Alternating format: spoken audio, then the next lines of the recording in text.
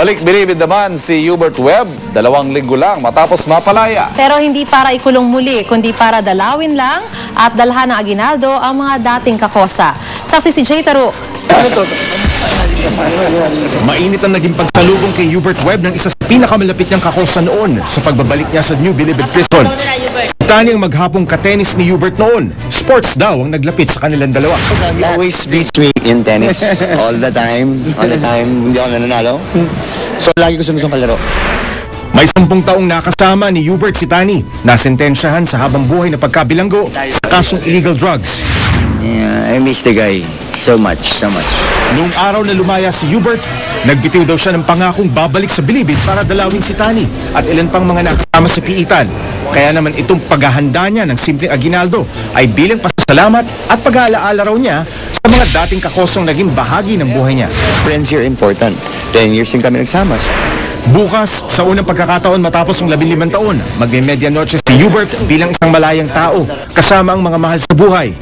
Kasabay ng pagdiriwang ng pamilya Webb ay ang pagpupursigi pa rin ng kampo ni Laro Visconde na hilingin sa Korte Suprema na bawiin ang pag-absuelto nito kay Hubert at 6 na iba pa. Kung pwede lang, mag-lie detector test tayo sabay-sabay lang. Sabay-sabay na kasi parang makita talaga. Magkasalungat man ngayon ang kani-kanilang mga damdamin. Pareho pa rin silang umaasang ganap na iiral ang hustisya sa papasok na taong 2011. Jay Taruk, ang inyong saksi. Mula sa isang salitang isinulat lamang hanggang sa isang linyang nagpapaalis ng demonyo. Narito ang ilan sa quotable quotes ngayong taon sa listahan ng GMAnews.tv. No matter what my son did, I love him with all my heart and soul. Parang linya sa pelikula, ang binitawang pahayag ni Marlene Aguilar Pollard para sa anak na si Jason Ivler na nanlaban habang inaaresto kaugnay sa umano'y pagpatay niya sa anak na isang undersecretary dahil sa away trapiko. Walang lamangan, walang padrino at walang pagnanakaw.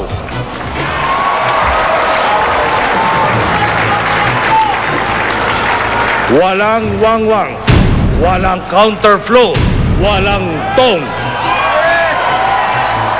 Yan ang isa sa mga pinakaunang utos ni Benigno Simeon Aquino III nang manumpang ika-15 presidente ng Pilipinas.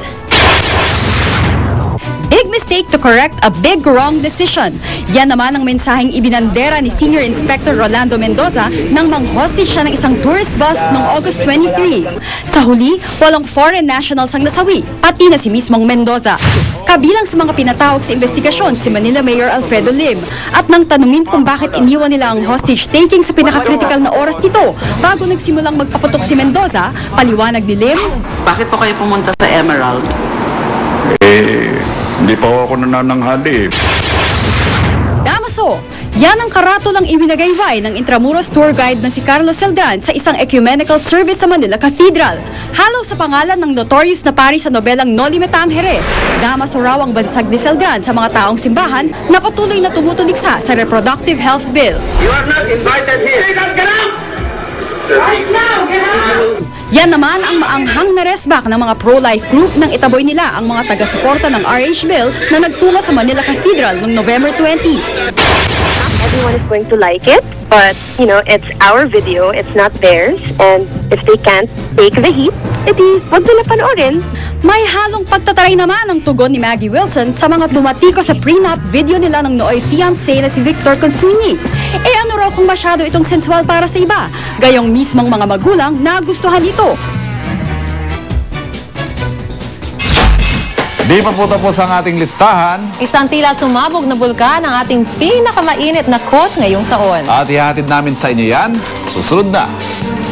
At sama-sama nating saksihan. Taga sa lansa ng Pakwan sa Balintawak Market. Nagpakitang gilas. Balitang hatid na nag-iisang liga ng katotohanan. Sama-sama natin pagiging saksi.